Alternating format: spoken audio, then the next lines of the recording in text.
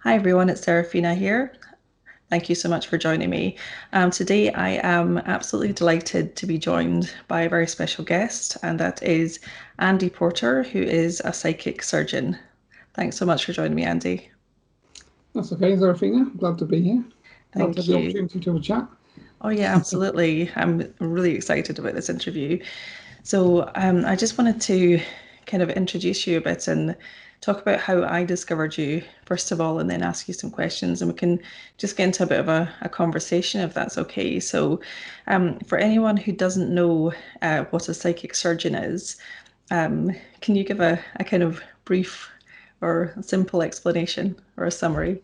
Yeah, basically, so I work with a spirit guide. Obviously, his name is Chen, so I've been working with him for quite some time. So a long, long time ago now, sort of 15 years or something, he explained to me basically that we were going to pair up and we were going to do what he termed to be psychic surgery. And I kind of laughed at the time, so I didn't know what psychic surgery was, and I kind of had visions of, the psychic surgeons of old, really, in sort of different places in the world that kind of using scalpels and they're pulling things out of people and there's sort of Mm, blood and gore and I laughed and said to Jem, we can't do that in the UK because I'd end up in a very small box pretty quickly. yeah, we So don't have he, enough leeches either. yeah, exactly, yeah. So he laughed. He said, no, we're going to be doing the modern version of psychic surgery, which effectively is surgery on the etheric body. So the etheric Mm, body is a complete mirror copy of the physical, basically, and um, any physical emanations of disease, problems, that kind of thing, happens first in the etheric and then it kind of gets vibrated back into the physical.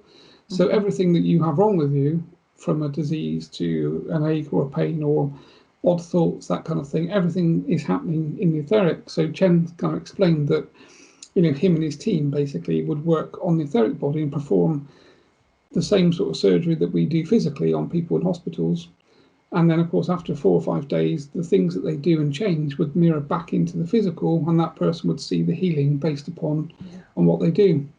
I feel So I better. kind of laughed and thought, okay, that sounds a bit far fetched, but we'll go with it. So at the time, I was still on my kind of spiritual path and just starting to learn about those sorts of things. So didn't really have any idea where we were going to go with it, really. So it's been Yeah. an interesting journey. Indeed, and I'd love to ask you about that as well, how you got into this, because you weren't always someone who necessarily even believed in spirits and entities and things, or were you? Did you? 'Cause I know from your from reading about your story on your site that there is a good story behind like how you got into this and how you met Chen. So I'd love to hear about that. Yeah, so basically, I was, I've never been, I wasn't one of these people that was kind of born a medium or, able to see spirits. So Hmm.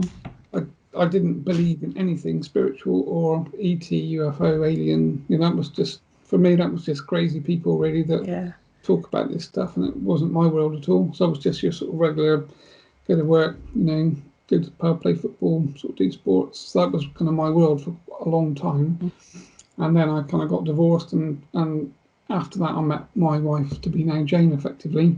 And I think that meeting basically was the kind of start of both of our spiritual paths. So from that point onwards, spiritual things started to happen to me. So I kind of moved to a house that I lived on my own for a bit, and it was like the house on the hill, basically. Oh, So it was like, I used to walk in the front door and get goosebumps, and I didn't know what was going on, and I used to feel like I was being watched all the time.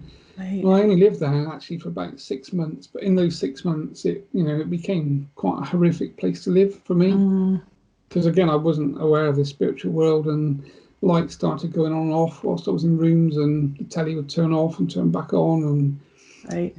bedtime became an absolute nightmare because I could see Yeah. shadows under the door, and there were God. things moving about in the bedroom that I couldn't see, and I don't know, it just everything got worse basically. So like every week, it just seemed to be compounding that Right. things that were happening to me got worse, and I was struggling to kind of keep my job and go to work because I was tired, I wasn't sleeping at night. Yeah.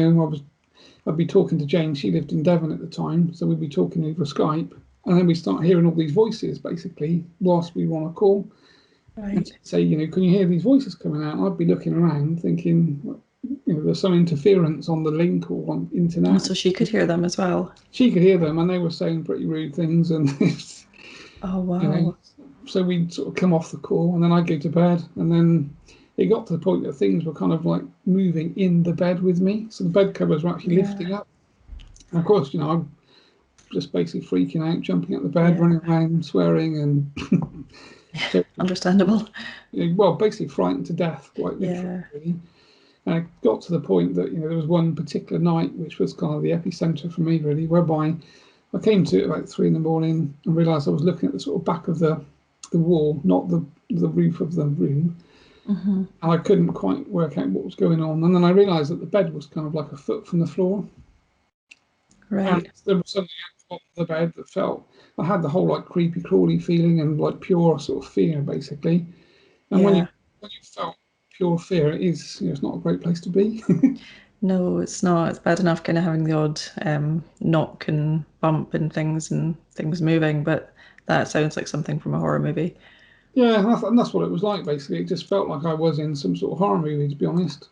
And I sort of shouted at this thing to put the bed down, and there was a massive crash and kind of ended up on the floor. And I just spent the rest of the night under the covers, just like holding the duvet down, just shaking and thinking that I'd lost the plot. And then in the morning I woke up and I kind of tried to rationalise what had happened. I thought, well, it was just probably a bad dream. But I actually had a laminate floor in the bedroom at the time, and of course the bed feet was on 4 casters. So when I jumped out of bed, the bed had basically moved off the casters by like a foot to the right. So it was, at that point for me, it was clear basically that there was things going on that you couldn't see, spiritual stuff that was pretty negative and frightening, and I needed to get some help, sort of thing. So I was at the point of almost grabbing a sleeping bag and heading for a church because no wonder.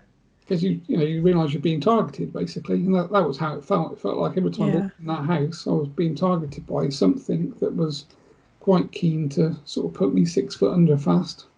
And do you feel that there was something attached to the house and that it might have affected people who were there prior to you, or do you think that Yeah, I it was think there something that was. just Yeah, because targeted you? I basically, so Jane was working in Devon. Obviously, we were partners at the time, so she had a psychic that used to come into her haircut because she worked in a hair salon.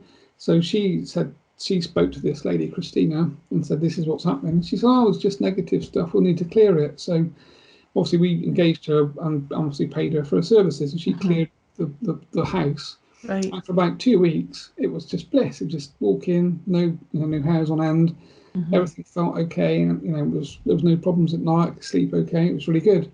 And then things started to kind of happen again. So the whole thing started basically revolving the same way.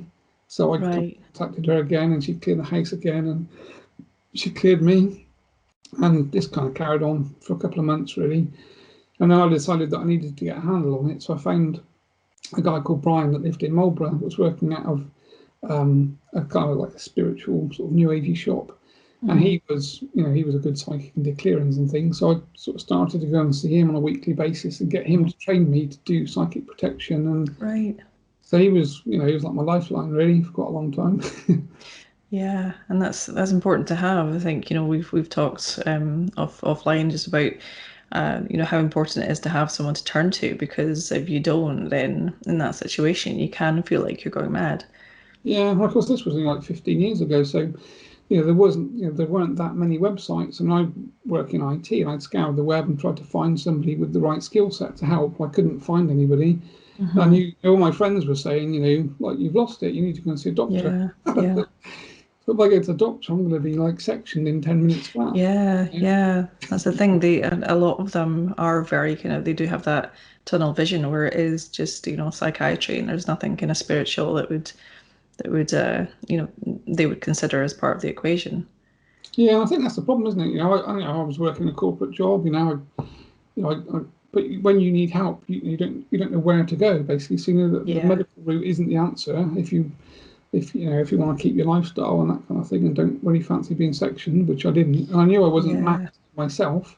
I just knew that I was being targeted by something that I couldn't see, and it was pretty negative. And suddenly you start to realise that when you watch these horror films and things, and you see the whole the demons and all that kind of stuff, you actually realise that is going on basically. It's real. The people that write these these films and cinematic shows and stuff are very occult aware, effectively, which is where they get the information from. But of course, the rest of us that aren't in that world just watch these things and think, "Oh, that was a good, good horror film. What was a good joke, so and so." And you don't realise they're actually based upon reality. Yeah, that's it. And I think that the spirit world has a certain layer of protection over itself that, they're they are very careful, like spirits and various entities are careful not to be captured and not to give us too much proof of their existence. Only, enough proof that we can we can capture it and we can share it, but there's always that kind of slight loophole where people think, well, it could be fake. It could be, unless you've experienced it yourself firsthand. I think that's the only way you really know. Yeah, exactly. Yeah, I mean, I did this bizarre thing where I asked loads of friends to come and stay with me, like on the weekend, and say, so of course they would turn up, we'd have a few beers, we watch a film, and there'd be like nothing happening at all. Oh, So they really? wouldn't Really? experience a thing. But as soon as the front door shut and they left, like all hell will break loose in the house again. Right. So That's heating would come interesting. on its own, and doors would slam behind me. It's just it felt like I was living in this kind of dream world, really, whereby. And of course, you Yeah. can't see anything. So if there would have been someone physical in front of you, you can obviously enter into some sort of, combat type scenario Yeah. with them. But when it's spiritual and you can't see anything, you've got nowhere to turn at all, really. Yeah, exactly. And so how did you get to a point where the problem with the house was effectively solved, and how did you come to be in contact with Chen? So I moved house. So Right. basically, I'd only been there like a few months, basically. So it was 6 months in total. Like I was speaking to Brian and Christine, and they both said, look, they gave me some dowsing rods and said, go back home because I lived in Chippenham at the time. And they said, just stand in front of the house and just walk around with these two rods. And basically, as I did that, they just kind of came in together, and effectively there was like some sort of ley line that runs right through the middle of that property. And of Oh, course, spirit right. travel on ley lines. So I was kind of living in this house, which was effectively a motorway for spirit. Ah, But right. and of course, then this was why every time Christina cleared it, it would stay clear for a week or two, and then of course, more things would start to happen again. Right. But the odd thing is, obviously, when I did sell it, the people that bought it, they've been there for like 10 years. So, Really? So you don't think obviously there's they weren't sensitive to it, and obviously it doesn't affect them, but it definitely affected right. me. Yeah, because I wonder if that is part of it as well, that, some of us are, we are open to it on some level, even if you didn't know it then, that you were kind of open to it. I guess you had that sensitivity and you had that ability to connect with it, and so you sensed it, and so you witnessed it. And I do wonder as well if the kind of the entities in the house were feeding on your fear, because I Oh guess your yeah, fear would have definitely, yeah. increased. And of course, I think it's that whole thing. I sort of look back now and laugh and think it was probably the best thing that ever happened. Because when I met Jeff, Yeah, we've been married for like 15 years now, or whatever. So, but that was the starting point for us both. So we both weren't spiritual until we met, and then we both became spiritual. So, right. she can talk to Chen and talk to the guides and things as well. So we kind of, that meeting seemed to be the turning on point to, opening to spirit effectively. And of Yeah. course, because I had such a horrendous time of it for quite a long time, Mm. that basically, I kind of dug my heels in, and we went to Glastonbury just about every weekend, and I was buying every book that I could read on the occult and demonology and all that kind of stuff, and I wanted to understand it, and I wanted to kind of be able to protect myself, really. Hmm. And that was how I ended up sort of specialising in sort of psychic protection and clearing and the work I do now, because I needed it myself for so long, and I couldn't find Yeah. anyone to help, really. Yeah. Yeah. And so when did you first come into contact with Chen, and what was that experience like? So yeah, as part of that kind of reading books, understanding things about spiritual stuff, I did the normal thing really. I enrolled on a crystal healing course and a Reiki course at the same time, and then as part of the last part of the Reiki sort of practitioner course, the lady running the course, Anne, said to me, you've got a new guide coming in. And I wasn't aware of a guide at all at that point, and she said there's this really small Chinese guy who Yeah. calls himself Chen, and he said he'll be working with you from here on in, and he's introducing himself. And of course, I laughed really because I thought it was a bit of a joke, to be honest. Yeah. Yeah. So, as you do. Yeah. And then I kind of joined a few sort of meditation groups and started to sort of develop myself, to be able to connect. And of course, Mm. Chan was always in the wings. And every time I did a meditation, I'd see this Chinese face and we'd have a chat. And over the course of like a couple of years of that kind of spiritual progression into sort of mediumship, I got to the point of sort of doing, being able to work with him in trance. So he would come in and take over my body and talk normally to Jane at night. So I practice at home quite a lot. So they would sit talking to each other for like 2 or 3 hours. Wow. And then, of course, I'd come back and ask Jane what Chen said and what you talked about, and she'd just laugh and say, "Oh, it's like late now, let's go to bed." And I'd never really get to find out because, of course, every time he takes over, I can't hear and remember what he's saying effectively. Okay, So right. it was this odd, bizarre scenario whereby, as part of my development and practice, I would allow him in. Jane would sit and yak to him for hours on end, and then, of course, I'd come back and we'd go to bed. Yeah, you'd missed the entire It's thing. like I sort of missed the whole night, even though obviously I knew I was, obviously learning to channel Chen in that way. But it was quite funny for quite a while, really. So that was my Yeah. introduction to the concept of, allowing a spirit to take your body over. And, when he's in, he started to do healing through my hands. So we started Right. to have people come and do sort of hands-on healing, that kind of thing. And that was when I started to kind of work with people that all specialise in people that had voices and schizophrenia. So Yeah. I was working with someone. I'd only done physical work up to that point, put my hands on, and then I'd let Chen in, and he'd talk to the client, and he'd do whatever he was going to do, and then I'd come back, and that would be that. And this particular time, there was some type of demonic entity in this person, basically, and it grabbed my throat and tried to throttle me. You mean through So, the person? So like yeah. So the person they were sort of came up, possessed. Oh, right, okay. yeah, just grabbed my throat and literally tried to throttle me. And I had a massive red mark sort of my neck for Wow. days because it was pretty frightening. And Chen ended up talking to this entity and saying, I haven't seen you for a long time, and it's years, and it was like listening to two friends talking to each other. But obviously, this entity had tried to, via possession of the client, tried to throttle me. Wow. So That's that was frightening. my entry point into dealing with sort of negative spirit, really, that is possessing somebody and has the use of their body and that kind of thing. Yeah. So And it was, yeah, interesting. very and frightening, I imagine as well at the time. Yeah, it's sort of. I mean, I look back on it now and sort of laugh really, but at the time I wasn't laughing. Obviously, at the time I was pretty frightened and wondering what was going on, and I sort of needed Chen to give me some reassurance that if we were going to be working with patients in a kind of one-to-one scenario without anyone else, then obviously whatever was in them wasn't potentially going to sort of attack and throttle me really. Yeah, absolutely. So Need that guarantee. yeah, that was and that was one of the things we got kind of cleared up early on as part of that relationship. I said to him, look, I'm happy to work, happy to do what you need me to do, but I expect your protection, and I expect that that everything is done very ethically and morally between the pair of us, because obviously I'm giving you the use of my sort of physical body to do stuff. Yeah. I'm expecting that when I'm asleep, you've got my back really, because that was the other problem, is that lots of the clients I was seeing had schizophrenia and other types of intrusive voices, that kind of thing.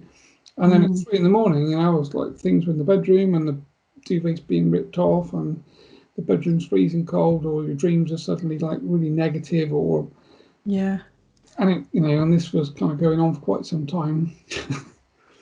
And Because they're again, kind of attacking you.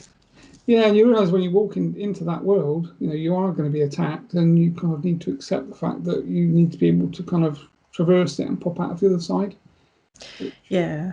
You definitely need to know how to protect yourself, and you need to have contacts and people who can help you if it gets to a point where it's beyond you being able to help yourself, and whether that is your own spirit guide like Chen, or whether that is another professional that you know and trust.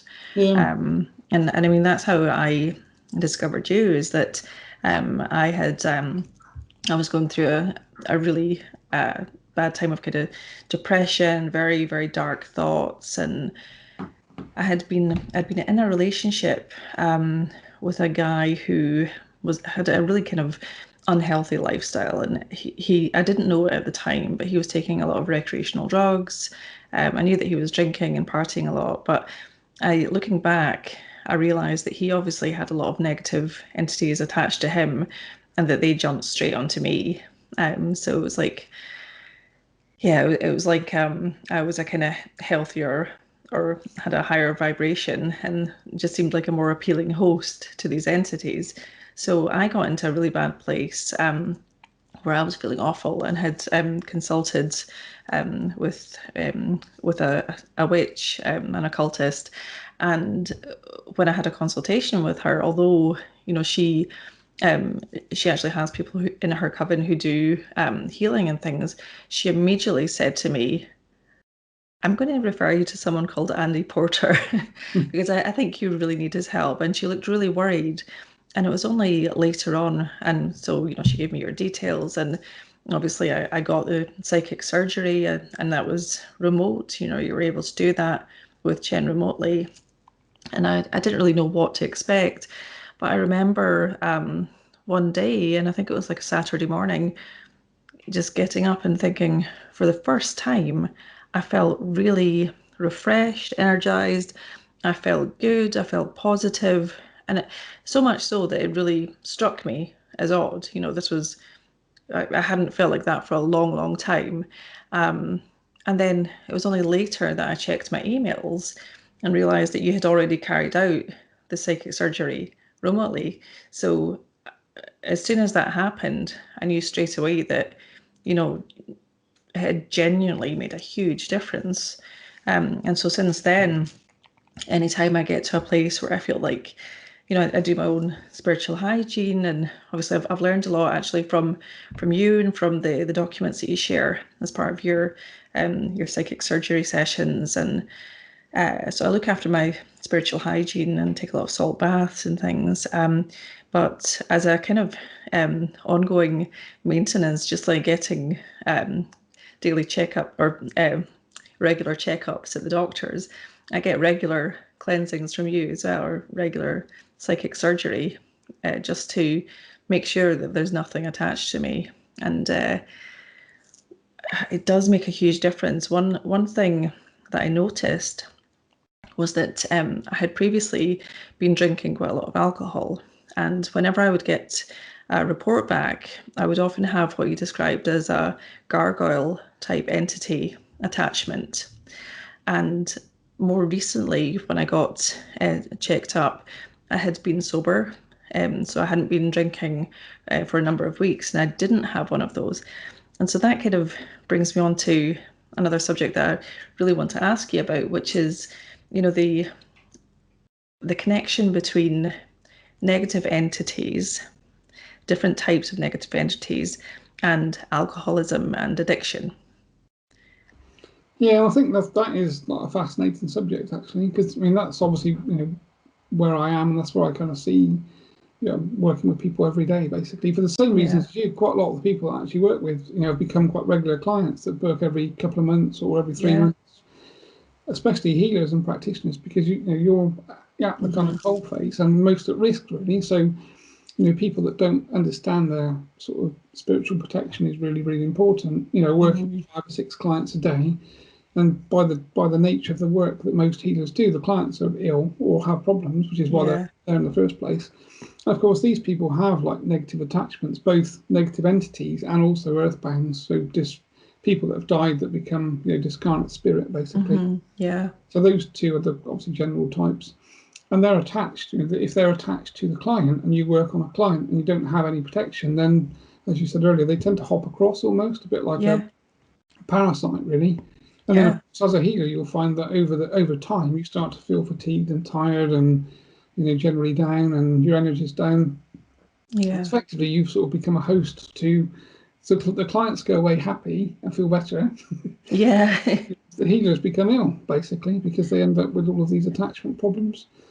So my kind of world, and I think personally there are probably like thousands of different types of entities that we just don't understand and haven't classified. So just for a kind of ease and simplicity, I tend to have like 3 classes that I refer to really, which are the gargoyle ones that you see on the churches. So they seem to be, I class them as like a sort of grade 1.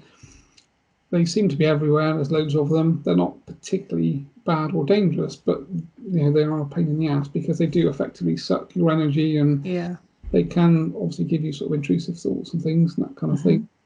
And of course, they encourage you into different types of addictions, basically. Yeah, and do you think that they cause the addiction, and do you think that they they feed off people more when they are actively in an addictive state and are kind of lowering their own immune system and things. Yeah, so I don't think they can make people do things, but I think what they do is it's that thought in the back of your head. If you're having a bad day and you get that thought, oh, Yeah. I could do with a drink, and it's Yeah, like, so you absolutely. think, oh, I could do with a drink, and then you kind of think, oh, it's 2 o'clock in the afternoon, I can't have a drink now, and then you get the next voice that pops in, well, at 3 o'clock you probably could, and you Yeah. get this kind of thing going on in your mind, and you kind of know it's not your thought, and that's the key really, and that's something I've Mm, over the years is I know exactly now what is a thought of my own and what's an intrusive, negative, external thought. And this is what I think yeah. most people don't realise. Most people have these odd thoughts about, oh, have a smoke or a drink or smoke a joint or do some drugs or whatever.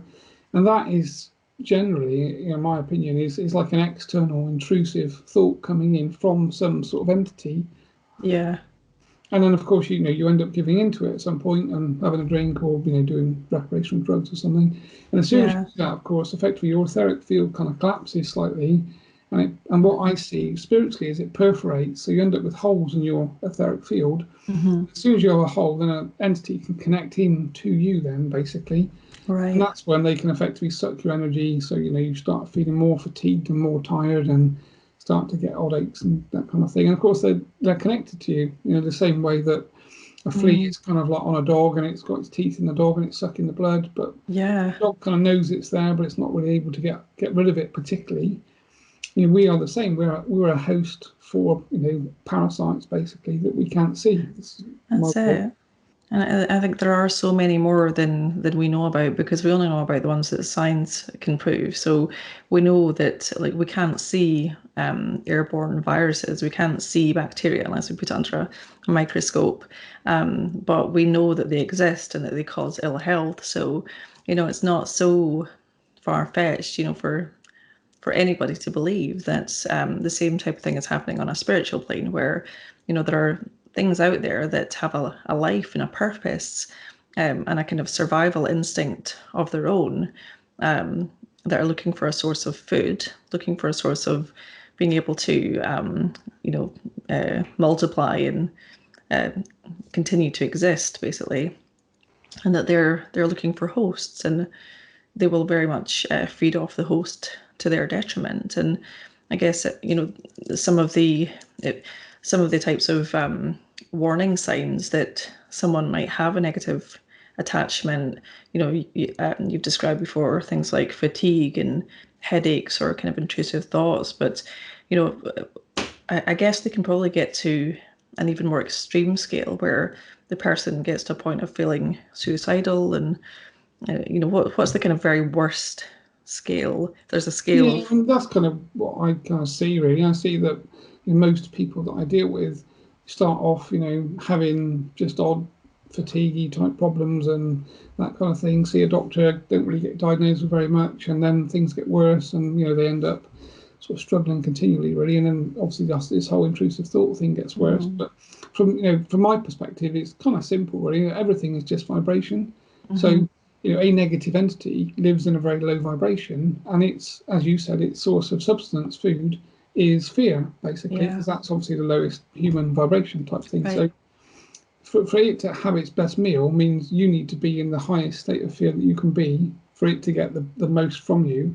And of course, the highest state of fear and adrenaline would be you taking your own life. mm, So demonic entities and those sort of entities that are on that really sort of low scale, their whole end game really is to encourage somebody to take their own life, because at the point that you do, obviously you're going to be in a massive state of fear, and the adrenaline release will be enormous, and they mm, kind of harness that energy. And Chen's kind of explained to me in the past that that energy that they can harness is then, or can be, kind of traded interdimensionally effectively. So when you take your life, there's obviously an energy explosion and that kind of thing, but they can actually harness that negative low vibration of fear right, and adrenaline and effectively sell it on a market in much the same way that we do with cows. We put a cow out to a field, it eats grass, it comes in, then we milk it, yeah, and we sell the milk in supermarkets, and we ingest it, don't we? So that yeah, same yeah. thing's happening interdimensionally on our sort of fear-based vibration, basically. Oh wow. So I didn't know that. That is something new. I always thought that they were just very selfish kind of entities, that they would just use the power, like each of them was out for themselves. They would just use the power, but they can actually pass it on.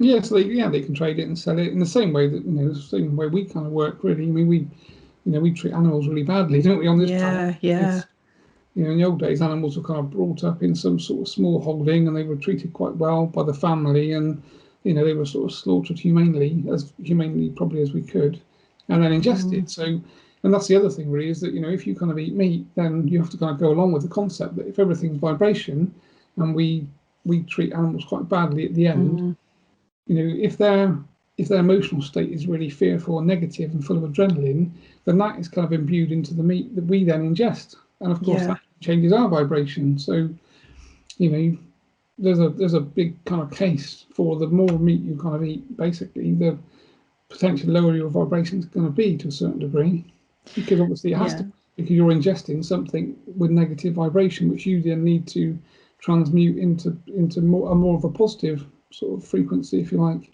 So I think there is a lot to be said for veganism, and I know that when you started working with Chen, one of the kind of things that you discussed with him was, it was like almost like setting up a contract. Like you were asking to have your protection in place, and I think he asked you not to eat meat.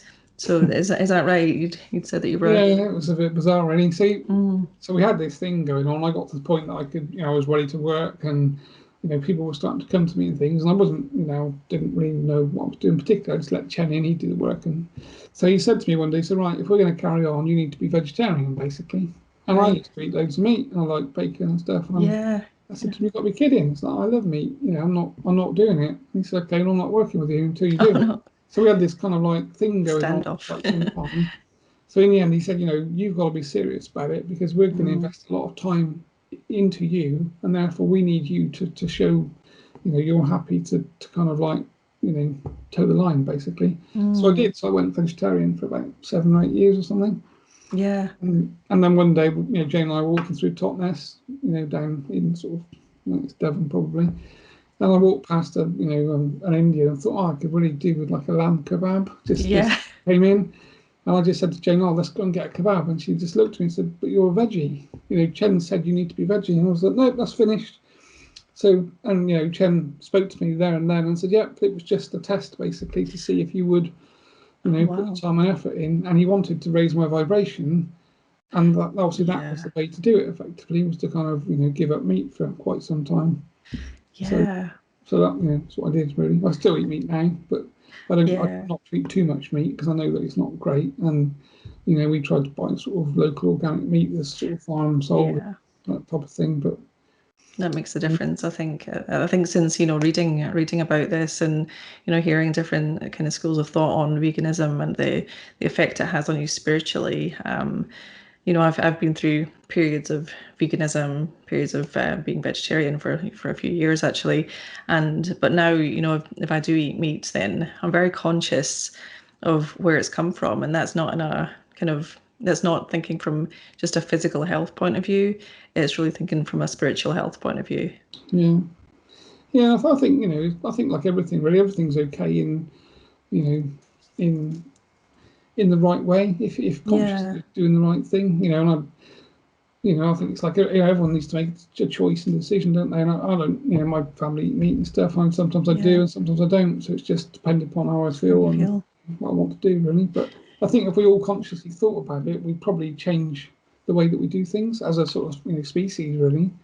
Yeah, and I think that's why I first went vegetarian. It was during the period of mad cow disease in the UK, and so I must have been about 14 roughly, and so there was this big thing about it. But what happened was that there were loads of documentaries on TV about showing the really sick cows and like how the slaughterhouses and talking about these diseased animals and the diseased meat.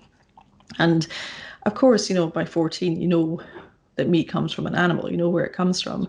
But it was the first time that I'd really thought about it and really kind of thought, I'm eating flesh, you know, and it disturbed me to the point where I actually went vegetarian for about 3 years, 3 or 4 years. Yeah, Yeah, before I kind of But back then, I mean, when I was a teenager, there wasn't a great deal of choice in terms of, vegetarian meals and vegan meals and, restaurants, hotels, even supermarkets. So I think it was kind of just out of boredom and for convenience that I went back to meat, really.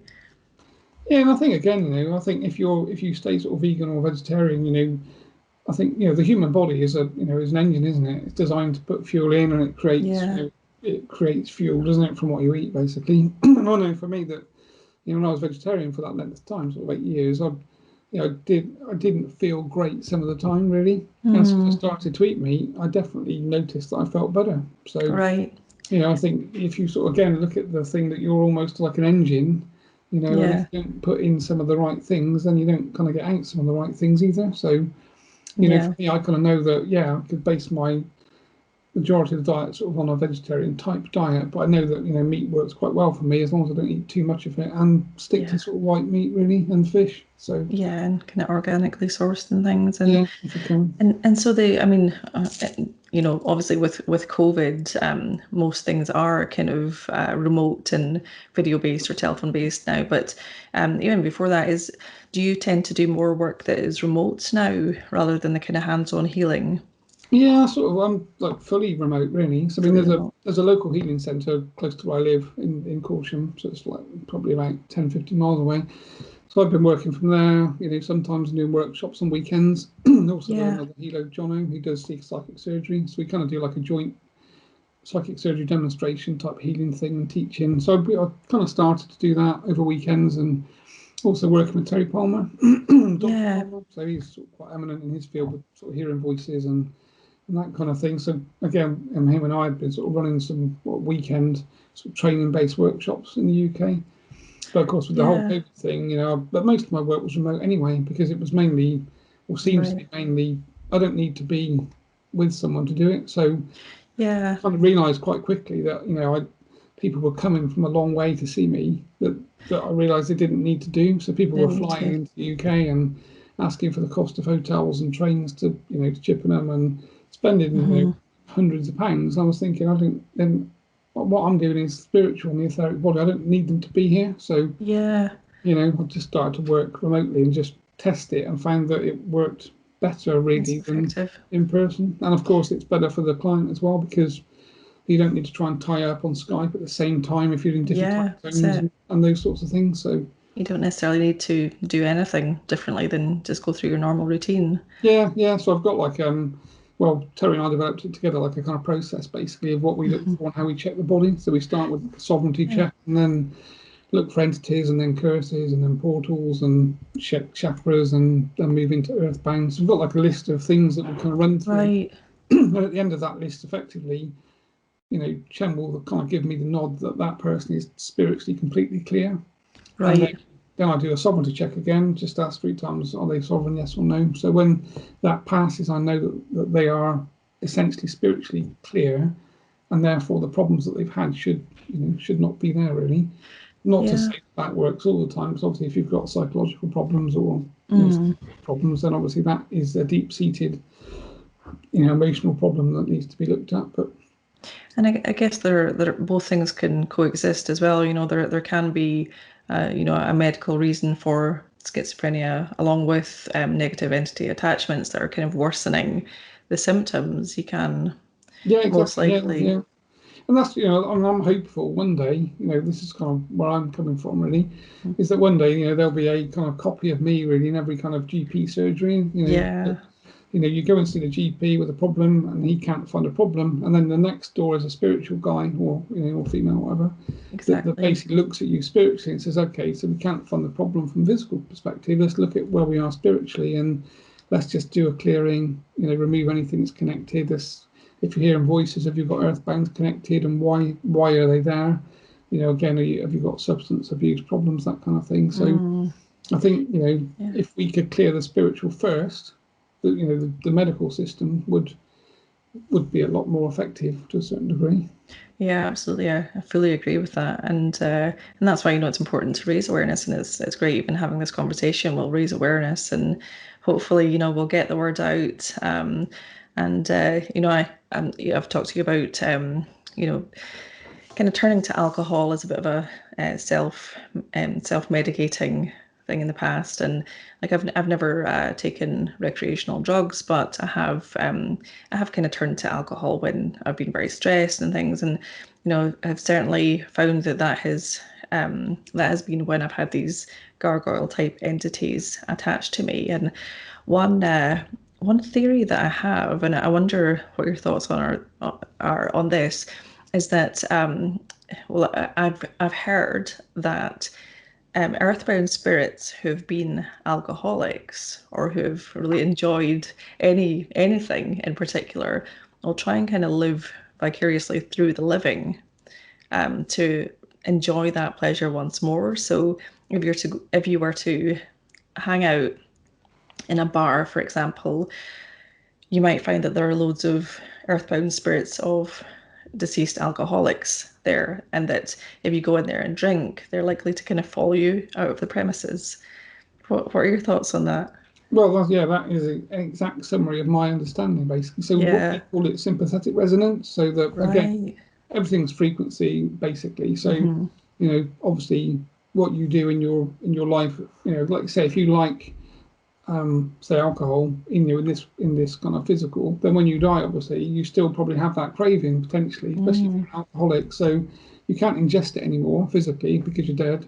But of course, you can connect to a person that is an alcoholic or someone that likes alcohol, and then you can feed off that vibration. So when they're drinking and they get drunk, obviously that you're connected to them, so you're energetically basically ingesting the same type of feeling Mm. they get. So what you've just said is exactly what I see basically. Yeah, Same drugs, so like heroin mhm. addicts will deceased heroin addicts will be connected Yeah. to heroin addicts, and of course then you're into the intrusive thoughts and the schizophrenic and hearing voices and things from that Hmm. perspective really. So it's Yeah. exactly the money basically. And I think, when someone is either, high on drugs or really, really drunk, I think that when they have blackouts, what's essentially happening is that they're not in their body. They've like temporarily vacated their body and allowed this other entity complete control, or this other Yeah, and I've seen spirit. that loads of times really. But when I used to work hands-on with clients, I would actually Mm, see that happen. So someone's eyes would go jet black, and there would be another, spirit basically take over that physical body, right. and the voice would change, and they'd talk to me, and normally be pretty negative and swear and that kind of thing. So Yeah. in the same way that like negative entities, or like demonic spirit would possess a body, it's the same characteristics. The eyes go jet black, the facial features change, the language changes Yeah. normally all in a negative way. So that's the kind of hint that you're dealing with something pretty negative, really. So I Yeah.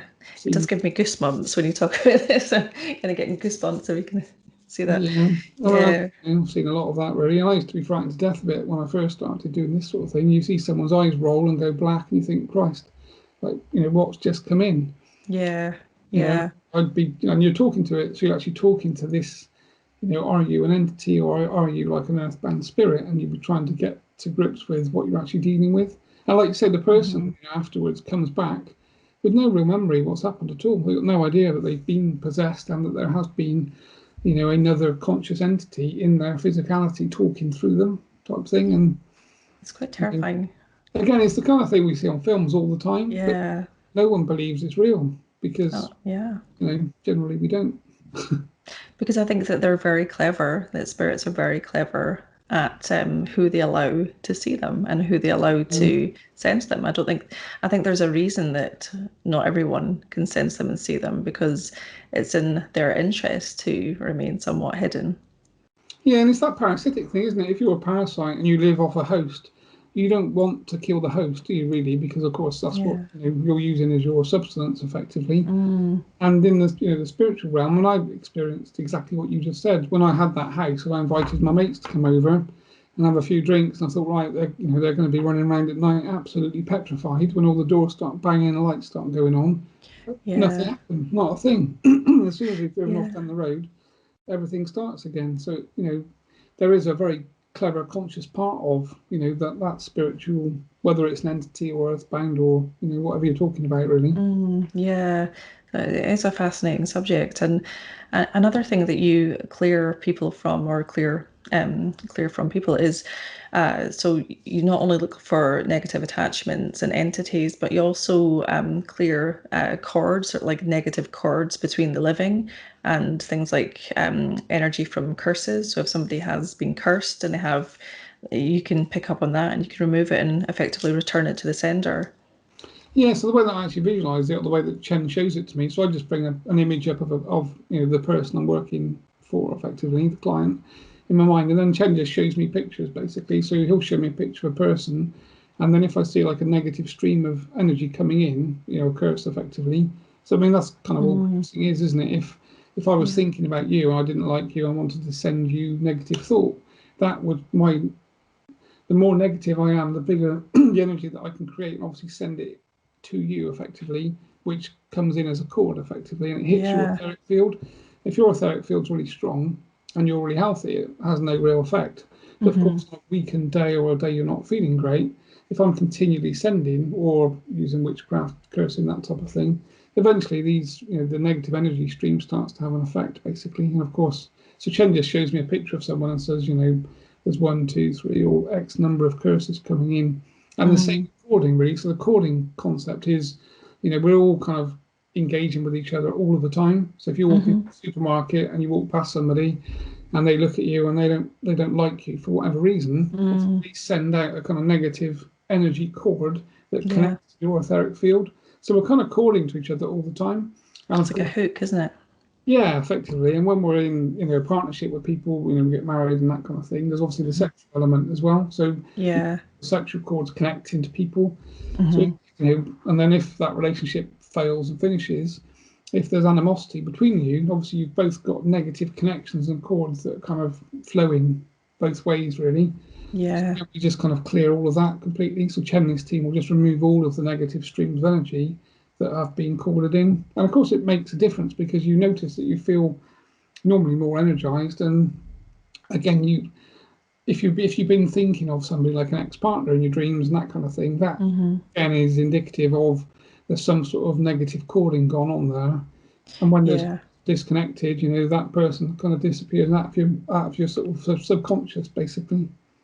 And do you think there's any kind of prevention for those cords, or is it more of a thing that you just have to get a cure for every now and again? Yeah, I mean, I just do it, but every morning I just have a shower, obviously every morning. And in the shower, I just basically run through now it's probably like a 10-second semi-meditation, really. So I just visualize myself inside like a kind of golden egg, basically. And then I take a sort of sword and run it around the outside with the intent to chop off and disconnect any negative cords, any negative energy, any curses, so I mean, you can do it in like 6, seconds, basically. It's just the intent of doing it, so you can't kind of get it wrong because it's intent-based. So I just run through that and just do a sovereignty check on myself. So that just involves normally just ask yourself 3 times, am I sovereign, yes or no? And you should get an answer, yes or no. So I just do that 3 times. It should be yes, yes, yes. In which case, you're sovereign, so there's nothing negative connected. And then I normally just connect to Chen and say morning, and we have a quick chat, and and then of course I don't go about my normal day basically. But I know that the minute I step out of the shower, that I'm spiritually cleansed as well as I've been physically cleansed. And I kind of grab a handful of like sea salt in the shower, like the fine sea salt. Just kind of run that around my body with the intention to cleanse that etheric field, basically. Yeah, I do that sometimes when I don't have time for a salt bath. If I have a shower, then I'll get some sea salt, and I'll kind of get some water in a jug and just pour it over me like before I get out, so that I'm kind of left with that layer of protection. Yeah, I think it's that thing as well. If you kind of incorporate that into your day, through intent and do it every day, you can do it in seconds. So there doesn't need to be like, some big long meditation that you spend hours doing. It can be literally like less than a minute, and you walk out of the door. So when I used to work places, I used to go to London and places like that, and you'd be on tubes and mixing with tons of negativity, basically. Oh yeah. You kind of know you need to be protected when you're into that environment. So I always make sure that.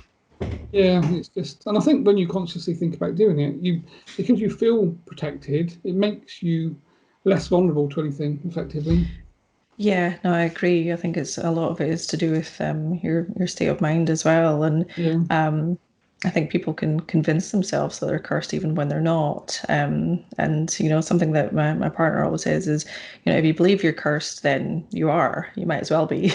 yeah, You know, exactly. Yeah, and yeah, that's my take really, is that everything is thought based. So what you think is really strong and powerful, and you people manifest their own thought forms and problems basically. So yeah, if you think you're going to die from cancer and you think about that every day, then guess what? You'll probably manifest cancer and you probably will die from it. So yeah, it's just like we're really strong, sort of spiritual beings. We just don't know how to use our own kind of power in the right way, really. Because of course, yeah. the whole schooling system turns that off from day dot, really. They We're taught, do. we're taught to repeat nonsense, basically, most of which none of us know whether it's true or not. So, I used to sit in history and listen to all this stuff about these wars that happened and all these things. And I used to sit and think, but no one's been alive long enough to know whether any of that's true.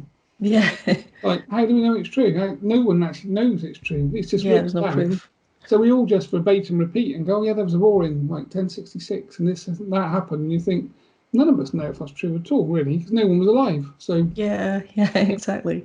Gets to the point where it's just going by records and what other yeah, people say happens, and it's and programming, isn't it? You're being programmed, basically. And, that's kind of why we're not all spiritual. So, by the time we get yeah, to sort of 10 years old, we should be really, really good at being spiritual people and able to see spirit and talk to them. But all of that gets turned off in primary school because yeah. that's the programming culture, I think. Because we're told, and I've spoken about this in relation to my own daughter because she's 9, and she often picks up on things that I don't even pick up on. So a couple of nights ago, like there have been periods of her seeing shadows, and like then I'll tend to do a lot of cleansing in the house and things, and get some cedarwood oil and do some sage and some sea salt and rose quartz, etc.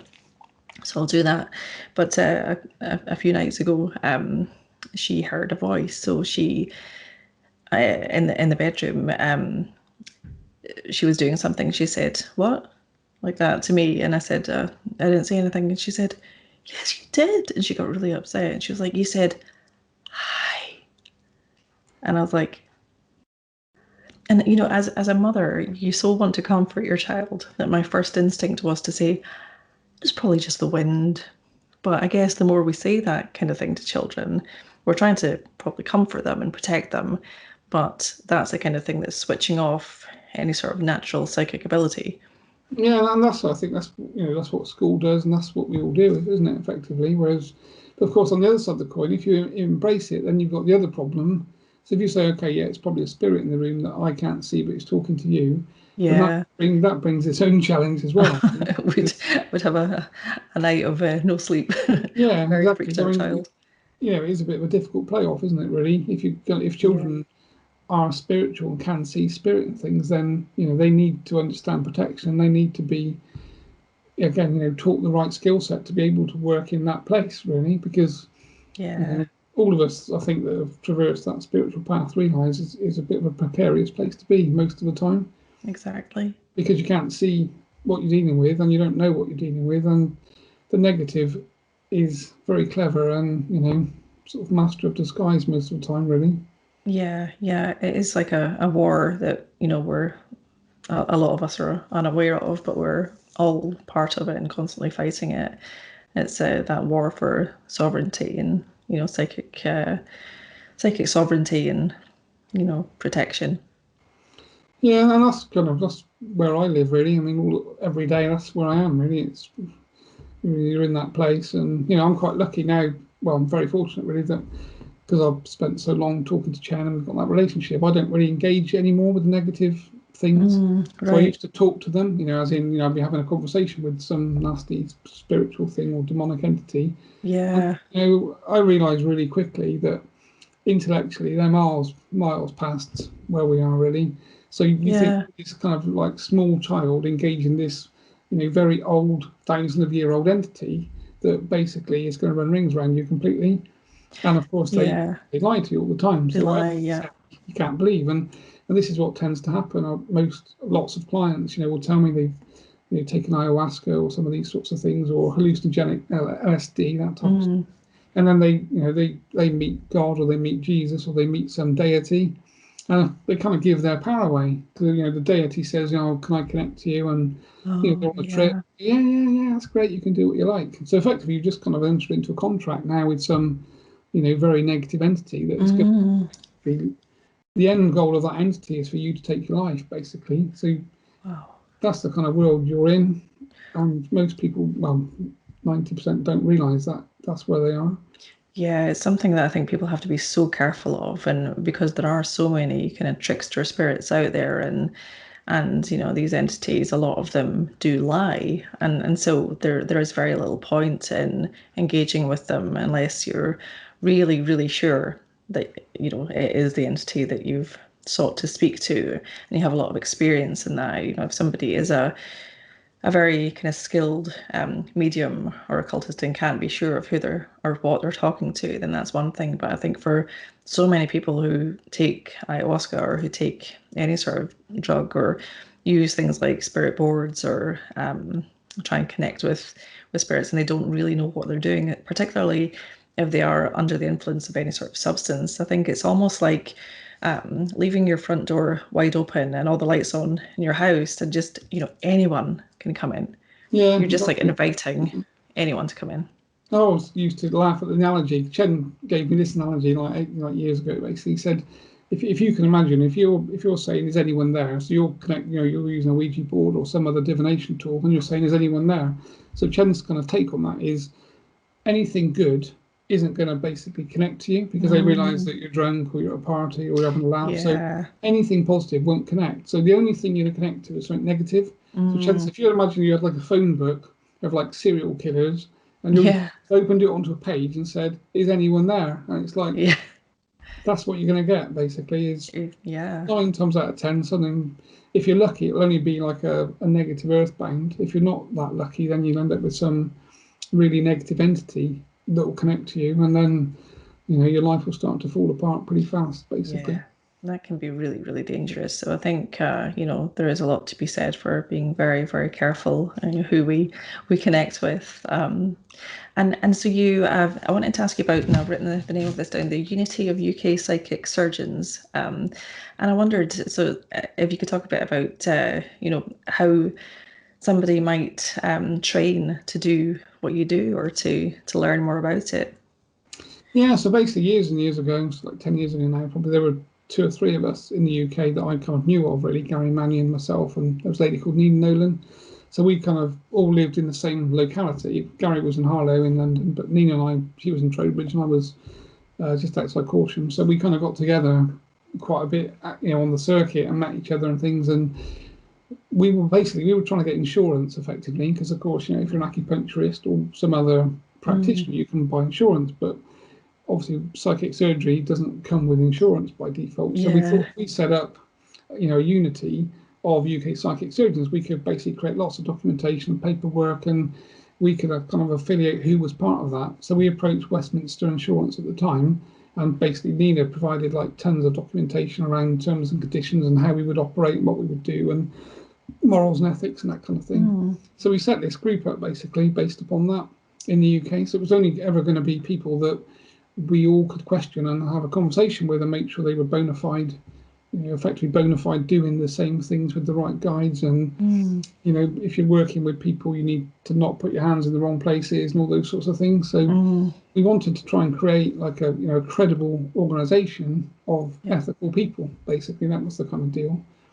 But it's not really worked in the same way, because of course most practitioners do their own thing, and a lot of them like to do manipulation. And that was one of the things that we didn't want. So I just assumed that because I put my hands on someone's stomach and don't move at all. So, when I was doing physical stuff, I don't need to move. I don't need to touch any other part of the body at all. And Chet would just work through my hands. And of course, now I don't even need to touch someone. So the deal was that as a psychic surgeon, you weren't going to manipulate or do any type of manipulation of joints, that kind of thing. Yeah. Quite a few psychic surgeons do that. Their guides seem to do that. Right. So a lot of those people basically weren't allowed to join. Oh, okay. Yeah.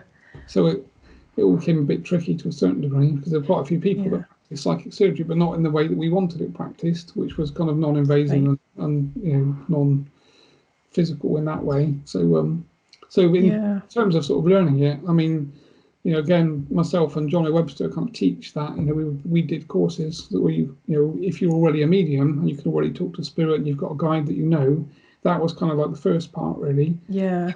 From there on in, we would run like a weekend workshop where we'd actually get you to put your hands on somebody and actually connect to your guide, and Chen would connect to the guide, and we'd basically teach the concepts of that next phase, basically of allowing other guides to come through you, working through and performing sort of psychic surgery. So it's not that difficult to do. Again, if you've got the right guides, really.